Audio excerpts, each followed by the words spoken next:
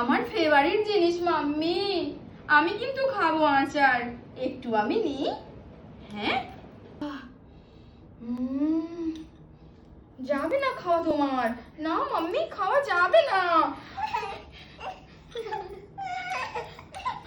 না না না না না না না না, ওরে বাবা রে, মাম্মির জন্য এবার আমি খাবো কেমন করে? এটা আমাকে লুকিয়ে খেতে হবে মনে হচ্ছে।